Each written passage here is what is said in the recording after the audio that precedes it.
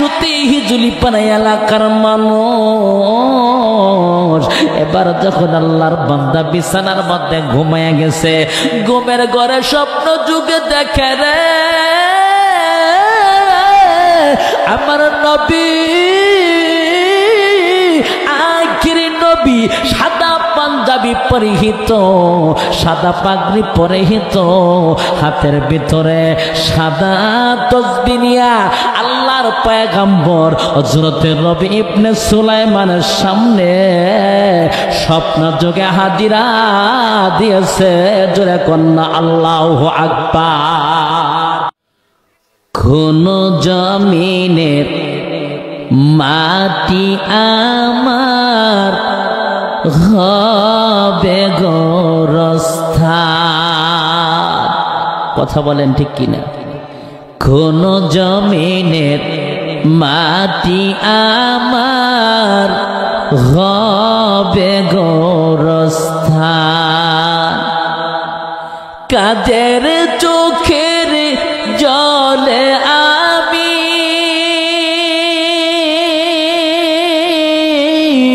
কাদের চোখের জলে আমি পাব পরিত্রাণ। কোন জমিনের মাটি আমার হবে গোরস্থান।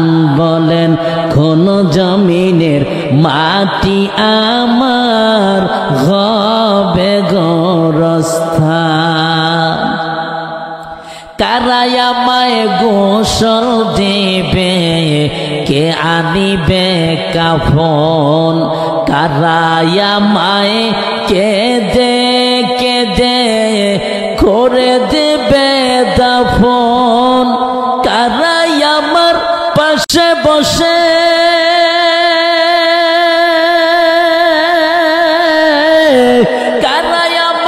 পাশে বসে শোনাবে কোরআন?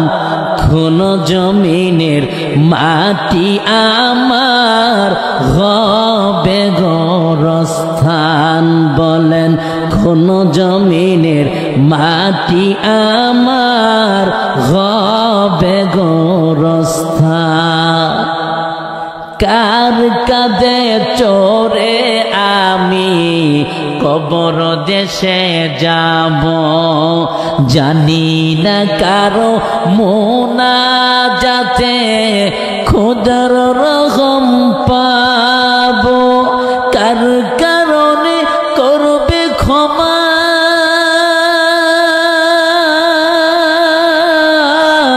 কার কারণে করবে ক্ষমা আল্লাহ মেহেরবান।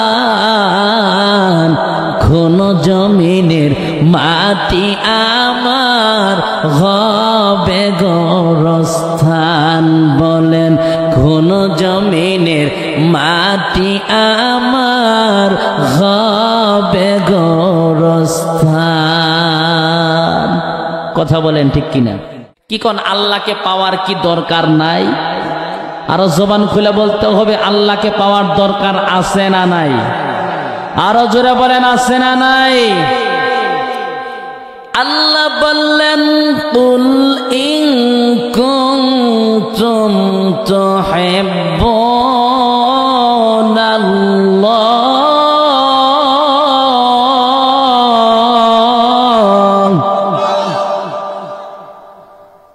তুহিব্বুনাল্লাহ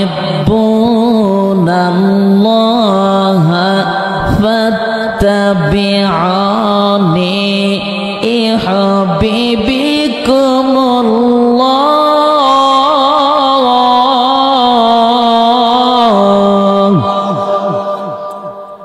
আমার ভাইরা, আমার বন্ধুগণ, গোপালপুর এলাকার মানুষ,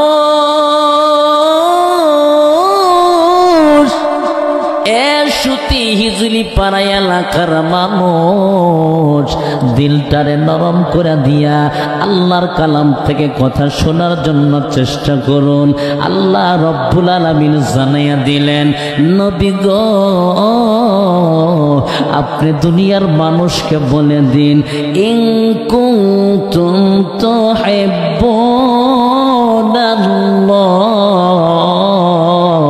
যারা আমি আল্লাহর ভালোবাসা চায়, যারা আমি আল্লাহর রহমত চায়, যারা আমি আল্লাহর জান্নাত চায়, নবী গো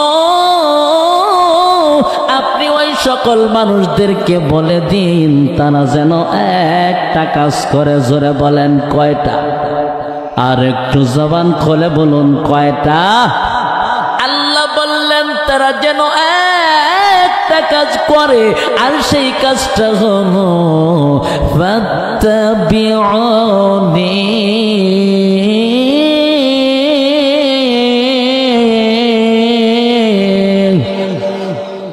আমার ভাইয়ের আমার বন্ধুগণ, আল্লাহ বললেন সেই একটা কাজ হলো আপনি নবীকে তারা যেন মেনে চলে, আপনি নবীকে তারা যেন ভালোবাসে, আপনি নবীকে তারা যেন মোহাব্বত করে, আপনি নবীকে তারা যেন অনুসরণ অনুকরণ করে। আপনি নবীকে কেউ যদি ভালোবাসে, আপনি নবীকে কেউ যদি অনুসরণ অনুকরণ করে, আপনি নবীর ভালোবাসা যারা পেয়ে যাবে, আমি আল্লাহ বলে দিলাম এ হাবিবিকুমুল্লাহ।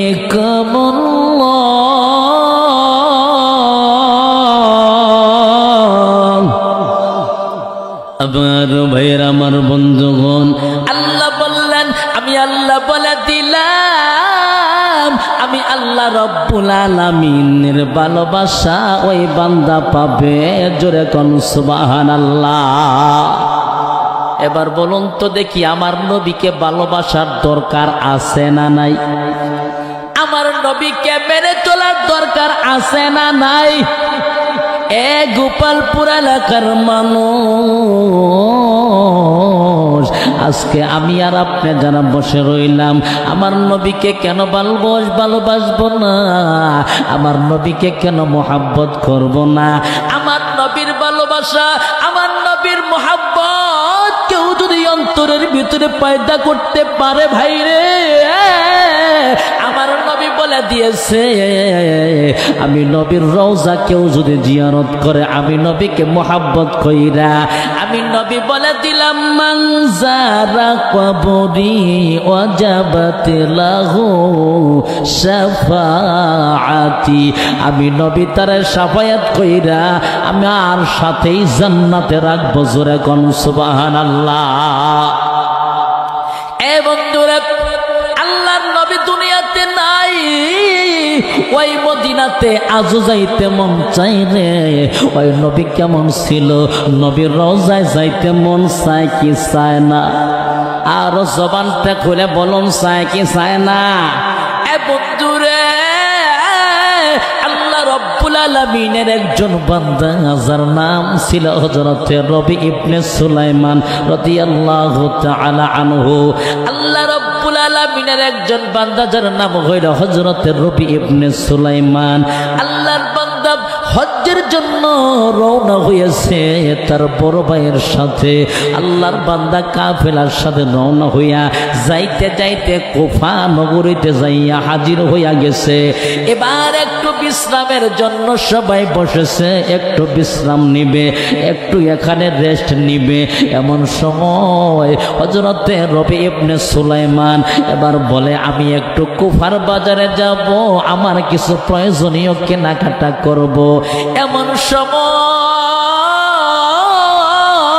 হযরতে রবি ইবনে সুলাইমান যখন কুফার বাজারের দিকে সামনে এগিয়ে যাবে, তাকাইয়া দেখে রে রাস্তার পাশে আল্লাহর একজন বান্দি মহিলা মানুষ, কাপড়গুলা ছেঁড়া ফাটা, একেবারে শুকনা, একেবারে জীর্ণ শীর্ণ একজন মহিলা, পুরাতন কাপড় পরিহিতা এমন একজন মহিলা মানুষ একটা মরা গরুর গোশত কেটে কেটে ব্যাগের মধ্যে বুঝাই করতেছে। কি গরু?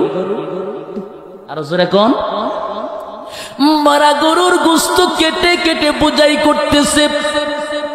এবার হযরত রবি ইবনে সুলাইমান মনে মনে চিন্তা করে, হায় হায়, এই মরা গরুর গোশতগুলা কেটে কেটে কেন ব্যাগের মধ্যে বোঝাই করে? কারণটা কি? এর একটা অবশ্যই কারণ আছে। হয়তো এই গোশতগুলা বাজারে বিক্রি করবে, আর তা না হলে কারণ কি আমার জানতে হবে। এবার হযরত রবি ইবনে সুলাইমান ওই মহিলাটার পিছনে যাইতে লাগলেন।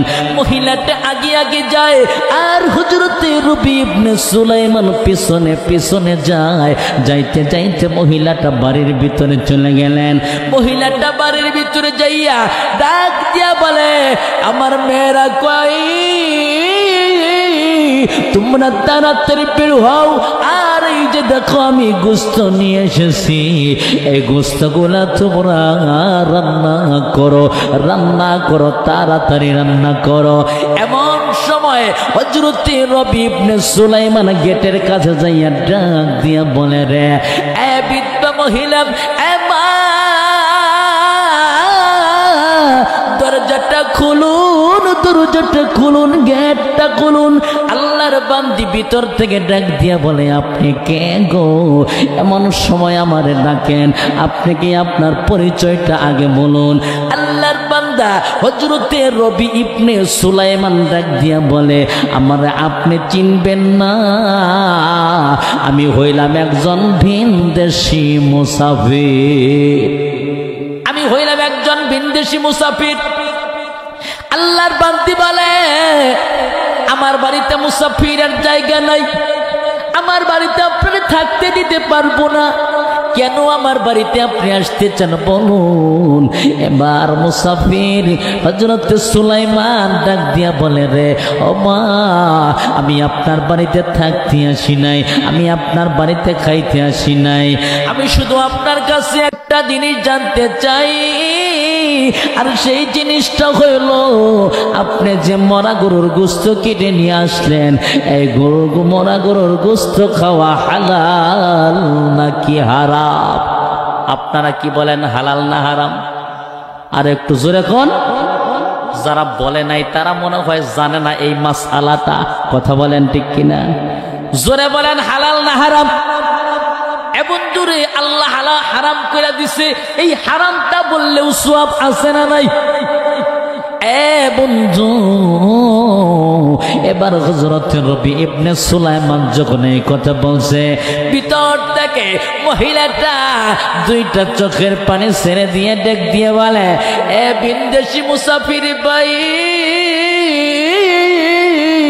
আজ থেকে 7 দিন পর হয় আমার সন্তান গুলা ক্ষুধার যন্ত্রণায় ভুগতেছে। আজ থেকে 7 দিন যাবত পর্যন্ত আমাদের বাড়ির চুলায় আগুন জ্বলে না, আমাদের বাড়ির চুলায় কোনো আগুন জ্বলে না। এ মুসাফির ভাই, অথচ আমরা হইলাম নবী বংশের মানুষ। জোরে কন্যা আল্লাহু আকবার। আমার স্বামী ছিল একজন নবী বংশের মানুষ, আমার স্বামী একজন নবী বংশের মানুষ। আমার স্বামী আজকে দুনিয়াতে নাই, আমি কেমনে আজ আমার সন্তানগুলা না খাইয়া থাকতে থাকতে আমার সন্তানগুলা ক্ষুধার যন্ত্রণায় কাতরাইতেছে। আজ মনে হয় বাঁচবে না, আজ মনে হয় আমার সন্তানগুলা বাঁচবে না। আমার সন্তানগুলার জীবন বাঁচানোর জন্য আজ আমি রাস্তার পাশে পড়ে থাকা মরা গরুর গোশত কেটে এনেছি জীবনটা বাঁচানোর জন্য। এবার ভিনদেশী মুসাফির হযরত রবি ইবনে সুলাইমানের চোখ দিয়ে পানি বের হইয়া গেছে। ভাই, হযরত রবি ইবনে সুলাইমান একটা ডাক দিয়া বলে, এ বেমা,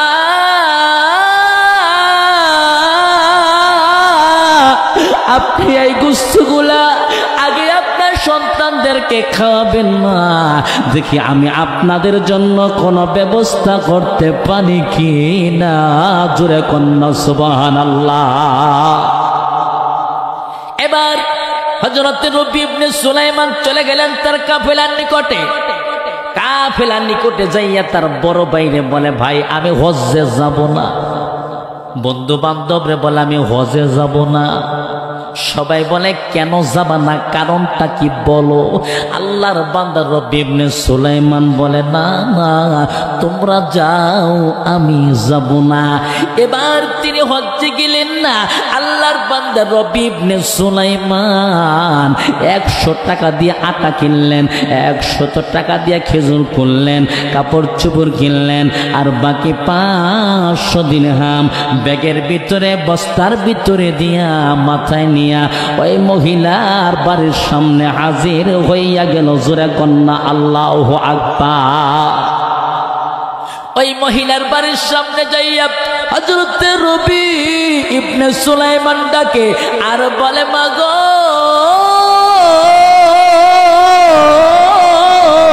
দরজাটা খোলেন, গেটটা খোলেন। এবার যখন গেটটা খুলে দেওয়া হলো, এবার দেখে রে বস্তা বোঝাইতার জন্য রবি ইবনে সুলাইমান বাজার নিয়ে গেছে। আনন্দের কারণে মহিলাটার চোখ দিয়া পানি বের হয়ে গেছে রে। মহিলাটা চোখের পানি ছেড়ে দিয়া কান্দে আর ডাক দিয়া বলে, রে আল্লাহর বান্দা, তুমি আমাদের জন্য যে সহযোগিতা করলে, আমি তোমার জন্য আল্লাহর দরবারে দোয়া করি। আল্লাহ তোমার বান্দা আমাদের জন্য যে সহযোগিতা করলো, আল্লাহ তুমি তাকে সহযোগিতা কইরো। জোরে কন্যা সুবহানাল্লাহ।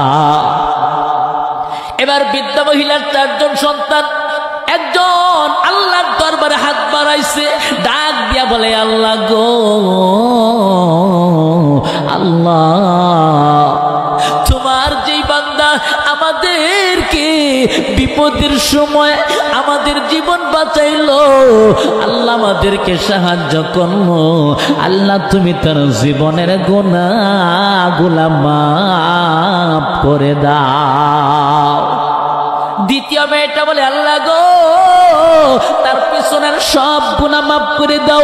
আল্লাহ এর প্রতিদানে আল্লাহ তুমি তার আমলনামায় সব পৌঁছাইয়া দাও। আর একজন মেয়ে দোয়া করে, আল্লাহ গো তার মনের যত আশা আছে, আল্লাহ তুমি তার মনে নেক আশা পূরণ কইরা নাও। আর একটা মেয়ে সর্বশেষ 4th নাম্বার মেয়েটা বলে, আল্লাহ আমাদের দাদা হযরত মুহাম্মদুর রাসূলুল্লাহ সাল্লাল্লাহু আলাইহি ওয়াসাল্লামের সাথে আল্লাহ তুমি জান্নাতের ব্যবস্থা করে দিও। জোরে কন্যা আল্লাহু আকবার। এবার বলুন, দোয়াগুলা কি ভালো না খারাপ? আরো জোরে কোন ভালো না খারাপ? এই দোয়াগুলা নিয়ে হযরতে রবি ইবনে সুলাইমান আবার কুফা নগরীতে হাজির হলেন। কুফা নগরীতে যাইয়া রবি ইবনে সুলাইমানের মনে বড় ব্যথা। স্বাগত জানানোর জন্য, শুভেচ্ছা জানানোর জন্য হযরত রবি ইবনে সুলাইমান একটা দৌড় দিয়া তাদের সামনে হাজির হইয়া যাইয়া ডাক দিয়া বলে, এ আল্লাহ পাকের মেহমানেরা, তোমরা বড় ভাগ্যবান মানুষ, আল্লাহর ঘর তাওয়াফ করেছো, আল্লাহর নবীর রওজা জিয়ারত করেছো। তোমাদের 40 দিন পর্যন্ত কোনো তোমাদের তো গুনাহ নাই, আর 40 দিন পর্যন্ত তোমরা দোয়া করলে দোয়া 100% কবুল হইয়া যাবে রে। তোমাদের কাছে আমি দোয়া চাই, একটু দোয়া করো হাজি সাহেবরা, আল্লাহ যেন আমারে মাফ করে দেয়। আমার মনের আশা মনে রইল, পূরণ হইল না। আমার মতো বঞ্চিত মানুষকে আল্লাহ যেন কবুল করে নেয়। এবার হাজী সাহেবের দলেরা ডাক দিয়া বলে, রে আল্লাহর বান্দা, তুমি বলো কি, তোমার মনের কি আশা, তোমার মনের কি বাসনা বলো, তুমি কেন নিজেকে বঞ্চিত বলো? রবি ইবনে সুলাইমান বলে, রে আমার হজ্জে যখন যাওয়া হলো না, আল্লাহর ঘর তাওয়াফ করতে পারলাম না, নবীর রওজা যখন জিয়ারত করতে পারলাম না, তাহলে আমার মতো বঞ্চিত আর কে আছে রে? হাজী সাহেবরা ডাক দিয়া বলে, এ রবি ইবনে সুলাইমান বলো কি, আমরা যখন আরাফার ময়দানে ছিলাম তখন তো আমরা তোমার নিজের চোখে দেখছি। জোরে কন্যা আল্লাহু আকবার। এবার আর একজন হাজী সাহেব ডাক দিয়া বলে, এ রবি রে, আমরা যখন কাবা ঘর তাওয়াফ করি রে, ওই সময় তো আমরা ওই কাবা ঘর তাওয়াফ করতে আমার আগে আগে তোমারে দেখছি। জোরে কোন সুবহানাল্লাহ। হযরত রবি ইবনে সুলাইমান কিছুই বুঝলেন না, বলে কি, আমি তো হজ্জে যাই নাই, তারা আমারে কেমনে দেখলো? আল্লাহর বান্দা আবার অপেক্ষা রইলেন, অপেক্ষা করতেছে কুফা নগরীতে। আমার পরিচিত কাফেলা আসে না কেন, এখনো পর্যন্ত কেন আসে না? এবার কিছুক্ষণ পর, এ বন্ধুরে, কয়েকদিন পরে এবার সেই পরিচিত সেই কাফেলা হাজী সাহেবরা আসতেছে খবর পাইয়া। আল্লাহ পাকের বান্দা হযরতে রবি ইবনে সুলাইমান তাদেরকে স্বাগত জানানোর জন্য আগায়া গেছে। জোরে কোন সুবহানাল্লাহ। আল্লাহ রব্বুল আলামিনের বান্দা হযরত রবি ইবনে সুলাইমান এবার ডাক দিয়া বলে, রে হাজী সাহেবের দলেরা, আমি হজ্জে যাইতে পারি না, আমি বড় বঞ্চিত মানুষ, আমার মনের বড় কষ্ট। আপনারা তো হাজী সাহেব মানুষ, আপনারা আল্লাহর ঘর তাওয়াফ করেছেন, আল্লাহর নবীর রওজা জিয়ারত করেছেন, আপনারা আল্লাহর দরবারে দোয়া করলে আজকে 100% দোয়া কবুল হবে। আমার জন্য একটু দোয়া করুন, আল্লাহ যেন আমারে সামনে হজ করার তৌফিক দান করে, আল্লাহ যেন আমারে কবুল করে নেয়। এবার হাজী সাহেবরা এক বাক্যে ডেকে বলল, এ রবি ইবনে সুলাইমান, কেন মিথ্যা কথা বলো? আমরা যখন কাবা ঘর তাওয়াফ করি রে, তখন তো তোমার আমরা আমাদের আগে আগে যাইতে দেখছি। জোরে কন্যা আল্লাহু আকবার। আবার আরেকজন বলে, আরাফার ময়দানে তোমরা দেখছি। আরেকজন হাজী সাহেব বলে, রে এ আল্লাহ পাকের বান্দা, যখন আমরা শয়তানকে কঙ্কর মেরেছি সেখানেও তো তোমার আমরা দেখছি। যখন আমরা নবীর রওজা জিয়ারত করেছি তখনও তোমার দেখছি। এ রবি ইবনে সুলাইমান, নবী রওজা জিয়ারত করে বাবে জিব্রাইল দিয়ে যখন বের হইতেছিলাম, অনেক ভিড় হয়েছিল, আর ভিড়ের কারণে তুমি আমার একটা ব্যাগ দিয়েছিলা, বলেছিলা এই ব্যাগটা আপনার কাছে রাখুন। এ রবি ইবনে সুলাইমান রে, এখনো পর্যন্ত সেই ব্যাগটা তো আমার কাছে রয়ে গেছে। কত খুঁজেছি, হজ্জের পরে তোমার পাই নাই। এই যে নাও তোমার ব্যাগটা, তুমি হাতে নাও। হযরত রবি ইবনে সুলাইমান তো অবাক হইয়া তাকায়া বলে কি, এবার ব্যাগটা হাতে নিয়ে দেখে রে, ওই ব্যাগের ভিতরে লেখা, আমার সাথে যে ব্যবসা করে সে বড় লাভবান হইয়া যায়। জোরে কন্যা আল্লাহু আকবার। হযরত রবি ইবনে সুলাইমান কিচ্ছু বোঝে না, বলে কি, আমি তো হজেই যাই নাই। কথা বলেন ঠিক কিনা? এবার তিনি চলে গেলেন বাড়িতে, মনটা বড় খারাপ। বলে কি, সবাই বলে আমি নাকি হজে গেছি।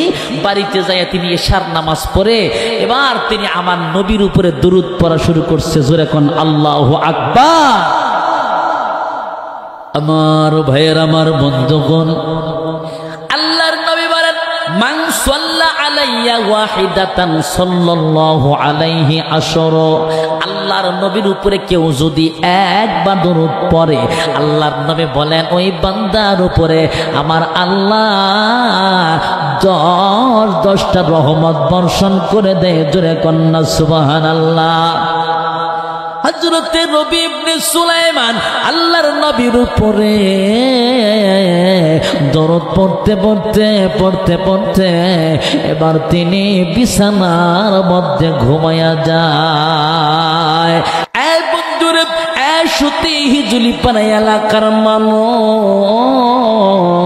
এবার যখন আল্লাহর বান্দা বিছানার মধ্যে ঘুমায়া গেছে, ঘুমের ঘরে স্বপ্ন যুগে দেখে রে আমার নবী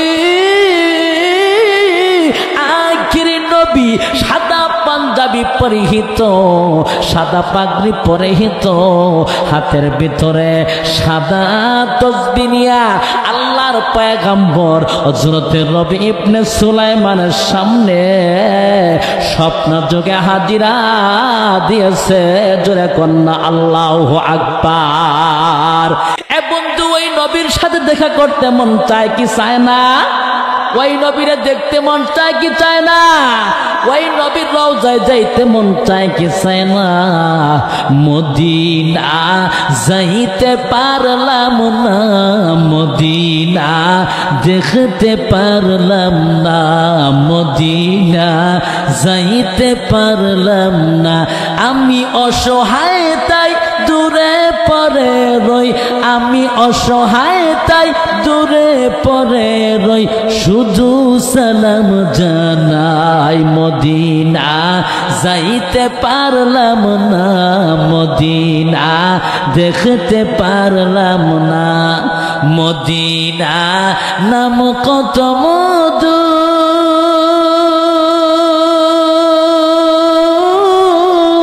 মদিনা আর যে কত দূর। ওই মদিনার পথের ধুলি, ওই মদিনার পথের ধুলি মাখতে পারলাম না, মদিনা যাইতে পারলাম না, মদিনা দেখতে পারলাম না।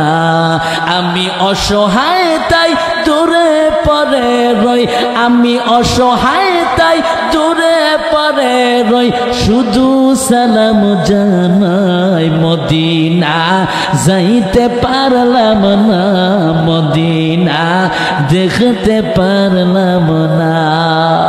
আল্লাহ মদিনা যাওয়ার তৌফিক দান করুন সবাই, কোন আমিন।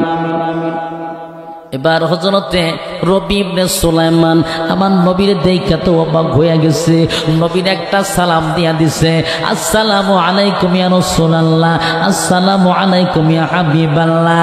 আমার নবী ডাক দিয়া বলে, রবি রে, রবি তুমি হজ্জে যাইতে পারো নাই, কিন্তু সবাই তোমার বলে তুমি নাকি হজ করছো।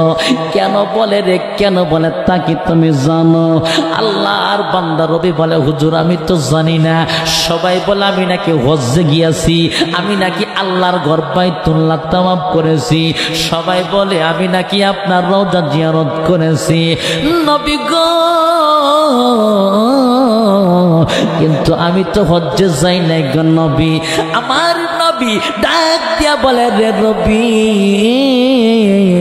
তুমি হজ্জে যাইতে পারো নাই ঠিক, কিন্তু তুমি আমি নবী বংশের একজন বিদ্যা মহিলার সহযোগিতা করছো, আর একজন বিদ্যা মহিলার সহযোগিতা করার কারণে ওই মহিলা আর তার সন্তানরা মিলে তোমার জন্য যে দোয়া করছে, আর সেই দোয়া করার পর আমি নবীর রওজায় দোয়াটা পৌঁছিয়া গেছে। জোরে কন্যা সুবহানাল্লাহ। আমি নবী তোমার জন্য দোয়া করছি রে রবি, আমি নবী তোমার জন্য আল্লাহকে বলেছি, আল্লাহ তোমার বান্দা আমার আশিক উম্মত হজ করতে পারলো না গো আল্লাহ, আল্লাহ তুমি তার হজটা কবুল কইরা নিও।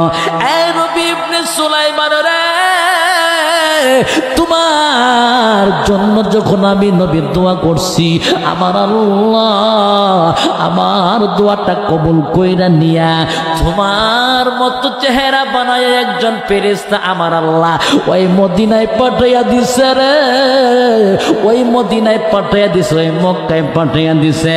এ রবি ইবনে সুলাইমান রে, শুধু তাই নয়, শুধু এই বছরই হজটা করে শেষ করে নাই, আমার আল্লাহ বলে দিয়েছে প্রতি বছর তোমার জন্য আমার আল্লাহ ফেরেশতা দিয়া কিয়ামত পর্যন্ত তোমার আমল নামায় সওয়াব দেওয়ার জন্য ফেরেশতা দিয়া হজ করাইবে।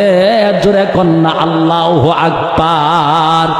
রহমাতুল লিল আলামিন নবী, রহমাতুল লিল আলামিন নবী, কোরআনে প্রমাণ। উম্মত বিনে কে বুঝিবে আমার দ্বীনের নবীর শান। কথা বলেন ঠিক কিনা?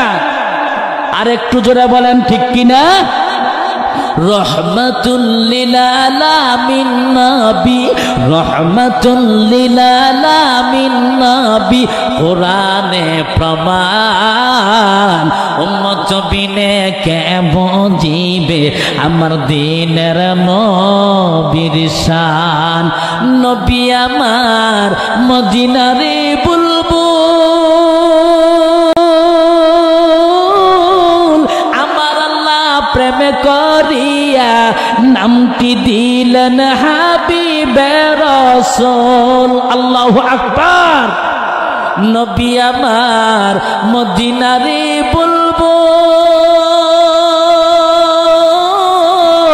আমার আল্লাহ ভালোবেসে নামটি দিলেন মুহাম্মদ রাসূল। ওই নবীকে ভুল বুঝিলে, ওই নবীকে না মানিলে থাকবে না ঈমান। উম্মত বিনে কে বুঝিবে আমার দ্বীনের নবীর শান। আশিকি বিনে কে বুঝিবে আমার দয়ার নবীর শান। রহমাতুল লিল আলামিন নবী, রহমাতুল লিল আলামিন নবী, কোরআনে প্রমাণ। উম্মত বিনে কে বুঝিবে আমার দ্বীনের নবীর শান। কথা বলেন ঠিক কিনা? গোপালপুর সুতি হিজুলি পাড়া এলাকার মানুষ এইবার হযরত রবি ইবনে সুলাইমান ডাক দিয়ে বলে, নবী গো আপনার দোয়ার বরকতে আমি হজ পেয়ে গেছি। নবী গো, নবী গো আমি বুঝতে পেরেছি এখন কেন সবাই বলে আমি হজ করেছি। আল্লাহর নবী ডাক দিয়া বলে, রবি রে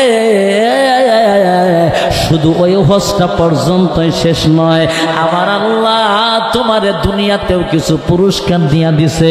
তুমি একটা নয়, দুইটা নয়, তিনটা নয়, 700 দিরহাম দিয়া তুমি সহযোগিতা করেছ। এই 700 দিরহামের বিনিময়ে আমার আল্লাহ তোমারে দুনিয়ার জন্য 700 স্বর্ণ মুদ্রা দিয়া দিছে। জোরে কন্যা সুবহানাল্লাহ। এই বন্ধুরে কিতাব থেকে বলতেছি হযরত রবি ইবনে সুলাইমান এবার তিনি ঘুম থেকে ওঠার পর এবার তিনি তাকাইয়া দেখে রে আল্লাহর নবীর দেওয়া 700 স্বর্ণ মুদ্রা আর একটা ব্যাগ তার হাতের স্বপ্নের মধ্যে দিয়েছে। রবি ইবনে সুলাইমান বলে, আমি ঘুম থেকে জাগ্রত হওয়ার পরে আমি এখনো পর্যন্ত সেই 700 দিরহাম আমার হাতের মধ্যে পাইয়া গেছি। জোরে কন্যা সুবহানাল্লাহ। আর একটু জোরে কন সুবহানাল্লাহ। ওই রহমতের নবী, ওই বরকতের নবীকে ভালোবাসার দরকার আছে না নাই? আর একটু জোরে বলেন আছে না নাই? এ বন্ধুরে আমার নবীকে কেমন ভালোবাসতে হবে? আমার নবীরে ভালোবাসছে হযরত বেলাল, আমার নবীরে ভালোবেসেছে হযরত আবু বকর, আমার নবীরে ভালোবেসেছে হযরত ওমর, আমার নবীকে ভালোবেসেছে রে হযরত ফাতেমা। আমি কয়জনের কথা আপনাদেরকে বলবো? আমি শুধু ছোট্ট কইরা বলে যাই হযরত বেলাল আমার নবীরে কেমন ভালোবাসছে। হযরত বেলাল মসজিদের আজান দেয়, হযরত বেলাল মসজিদে নববীতে আজান দেয়, কিন্তু হযরত বেলালের আজানটা বড় শুদ্ধ ছিল না। হযরত বেলাল আশহাদুর জায়গায় তিনি আশহাদু বলতো। এবার মুসল্লিরা ডেকে ডেকে বলে রে বেলালের আজান শুদ্ধ হয় না, হযরত বেলালকে পরিত্যাগ করা হোক, হযরত বেলালকে বাদ দেওয়া হোক, মুয়াজ্জিনের পদ থেকে বহিষ্কার করা হোক। নবীজির দরবারে বারে এবার সাহাবায়ে কেরামরা যাইয়া বলে নবী গো সব সাহাবায়ে কেরামের একই কথা বেলালের আযান শুদ্ধ হয় না শুদ্ধ একজন শুদ্ধ পড়নেওয়ালা একজন মানুষকে শুদ্ধ আযান দিতে পারে এমন একজন মানুষকে এই মসজিদে নববীর মুয়াজ্জিনের দায়িত্ব দেওয়া হোক আমার নবী হযরতে বেলালকে ডাকলেন ডেকে বলে বেলাল রে তুই আর আযান দিস না রে বেলাল আজ থেকে তুই আর আযান দিবি না হযরতে বেলাল হাউমাউ কইরা কান্দে রে হযরতে বেলালকে আমার নবী ডাক দিয়ে বলে বেলাল কেন কাঁদো কারণটা কি বলা হযরতে বেলাল বলে নবী গো আমি আযানের জন্য কান্দি না গো নবী আমি এই জন্য কান্দি বলে কেন কান্দা বলো হযরতে বেলাল বলে আমি এই জন্য কান্দি নবী আপনি তো বলে দিয়েছিলেন কাল কিয়ামতের ময়দানে হাশরের ময়দানে যেদিন কেউ কাউরে চিনবে না বাবা তার সন্তানরে চিনবে না সন্তান তার বাবারে চিনবে না মা তার সন্তানরে চিনবে না সন্তান তার মারে চিনবে না ওই দিন তো আপনি বলছেন বেলাল রে যিনি আযান দেয় দুনিয়াতে তার সবাই চিনবে কারণ সে একটু লম্বা হবে তার ঘাটটা একটু লম্বা হবে মানুষ বলবে এই লম্বা মানুষটা কে গো আর সবাই বুঝতে পারবে এই মানুষটা দুনিয়াতে আযান দিয়েছিল আমার তো নবী কেউ আর চিনবে না গো নবী আমার নবী বলে বেলাল রে কাঁদিস না রে বেলাল কাঁদিস না তোর মনের আশা যেন আল্লাহ কবুল কইরা নেয় জোরে কন্যা সুবহানাল্লাহ হযরতে বেলাল চলে গেলেন মনের দুঃখ নিয়ে এবার নতুন একজন মুয়াজ্জিন নিয়োগ দেওয়া হলো নতুন মুয়াজ্জিন অনেক সুন্দরভাবে আযান দেয় ফজরের নামাজের সময় হয়েছে নতুন মুয়াজ্জিন অনেক সুন্দর কইরা আযান দেওয়া শুরু করে দিয়েছে আল্লাহু আকবার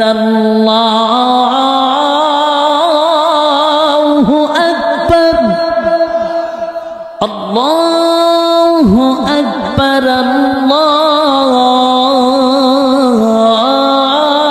আল্লাহু আকবার আশহাদু আল্লা ইলাহা ইল্লাল্লাহ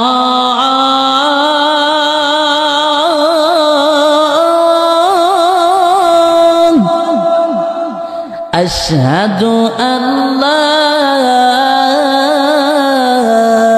ইলাহা ইল্লাল্লাহ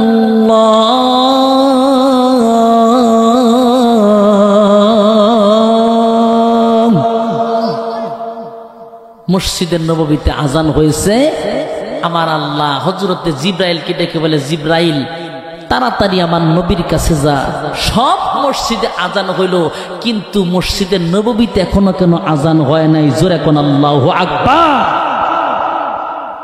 আমার ভাইয়ের আমার বন্ধুগণ এবার হযরতে জিবরাইল আমার নবীর কাছে যাই একটা ডাক দিয়েছেন নবী গো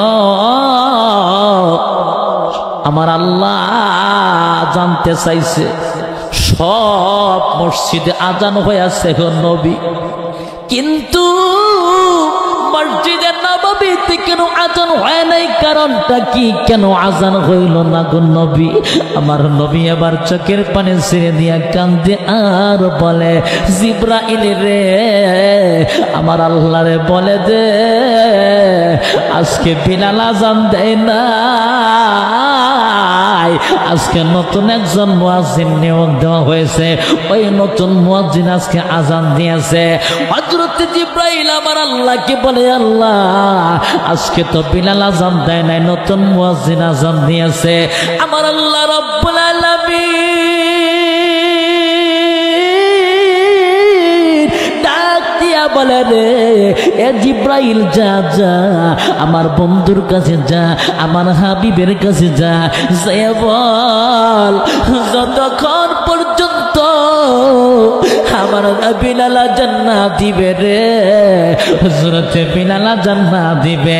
হযরত বিলাল জান্নাত দিলে রে আমি আল্লাহ রাব্বুল আলামিনের আরশ মুআল্লায় আজানের ধ্বনি পৌঁছিবে না।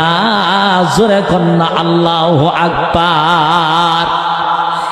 বন্ধুরে খুব মনোযোগ দিয়ে কথা বুঝবেন। এবার আমার নবী সাহাবায়ে কেরামেরদেরকে ডাক দিয়ে বলে, এই আমার সাহাবারা রে, আমার আল্লাহ রাব্বুল আলামিন জানাইয়া দিয়েছে যতক্ষণ পর্যন্ত বিলাল আযান না দিবে রে ততক্ষণ পর্যন্ত মসজিদে নববীর আযান আল্লাহর দরবারে যাবে না, আল্লাহর দরবারে পৌঁছিবে না। এবার সাহাবায়ে কেরামরা বলেন, নবী ভুল হয়ে গেছে গো, আপনি হযরত আমার আল্লাহর ফয়সালা আমরা বুঝতে পারছি, বেলাল রে আবারও নিয়োগ দেন। জোরে চিৎকার করে কন্যা আল্লাহু আকবার। এবার বলুন তো বেলালের দাম আগের চাইতে বাড়ছে না কমছে? আরো জোরে বলেন, বাড়ছে না কমছে? এবং জোরে আমার নবীও বেলালকে ভালোবাসে। আমার নবী শুধু ভালোবাসে তাই নয়, আমার নবী ভালোবাসার কারণে আমার আল্লাহ বেলালকে ভালোবাসে। জোরে বলেন ঠিক কিনা? এবার দেখেন আল্লাহ, আমি বুঝাইলাম আল্লাহ বেলালরে ভালোবাসেন, নবী ভালোবাসে এই জন্য। এবার দেখেন হযরতে বেলাল আমার নবীরে কেমন ভালোবাসে। এবার আমার নবী এই দুনিয়াতে থাকবে না, আমার নবী চলে যাবে দুনিয়া থেকে। এমন সময় আমার নবীর মৌতের সময় রে, আমার নবীর ইন্তেকালের সময় হযরতে মুহাম্মদুর রাসূলুল্লাহ চতুর্পাশ দিয়া সব সাহাবায়ে কেরামরে দেখা যায়, কিন্তু বেলাল রে তো দেখা যায় না। আমার নবী ডাক দিয়া বলে রে, এ আবু বকর, এ উসমান, এ হযরতে আলী, সবাই রে দেখা যায়, কিন্তু আমার বেলাল রে তো দেখা যায় না। কারণটা কি? যা যা আমার বেলাল রে ডেকে নিয়ে আয়। হযরতে বেলাল রে ডেকে নিয়ে আসা হলো। এবার হযরতে বেলালকে আমার নবী ডাক দিয়া বলে, বেলাল রে,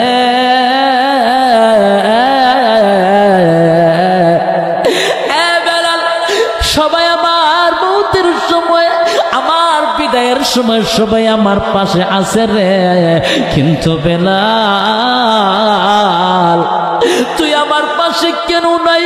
হযরতে বেলাল এবার নবীজিকে ডেকে ডেকে বলেন, নবী গো, ইয়া রাসূলুল্লাহ, ইয়া হাবিবাল্লাহ, সবাই আপনারে বিদায় দিতে পারে গো নবী, আমি বেলাল আপনারে বিদায় দিতে পারবো না।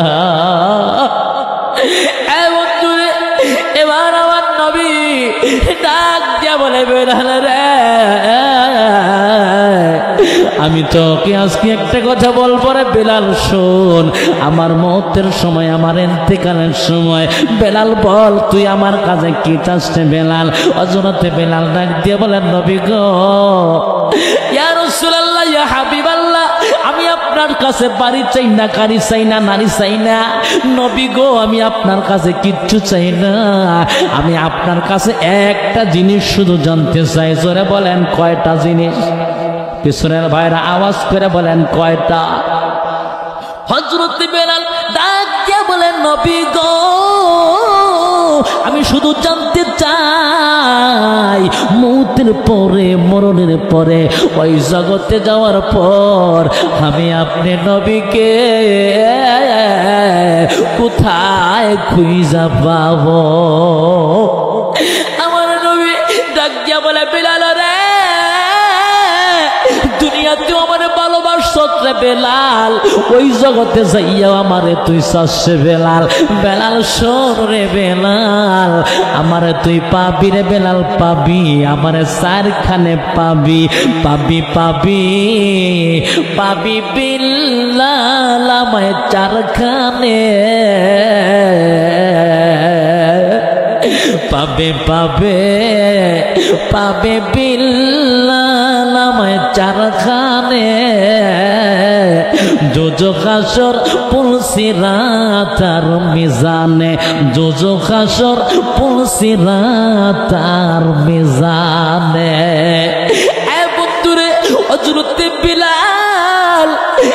চুপ হয়ে গেল, নবীকে পাওয়া যাবে। এবার আমার নবী এই দুনিয়াটা ছেড়ে চির বিদায় হইয়া চলে যায়।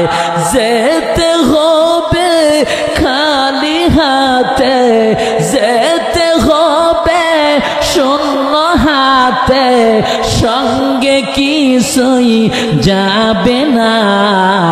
3.5 হাত জায়গা পাবি, পাবি না রে বিছানা। কথা বলেন ঠিক কিনা? তাহলে আমার সাথে একটু আওয়াজ কইরা বলেন, যেতে হবে খালি হাতে, যেতে হবে শূন্য হাতে, সঙ্গে কিছুই যাবে না। 3.5 হাত জায়গা পাবি, পাবি না রে বিছানা। 3.5 হাত জায়গা পাবি, পাবি না রে। আজকে তুমি যাদের লাগি শুধুই পাগল পারা, যেতে হবে একা একা, যেতে হবে, যেতে হবে একা একা, কেউ যাবে না তারা।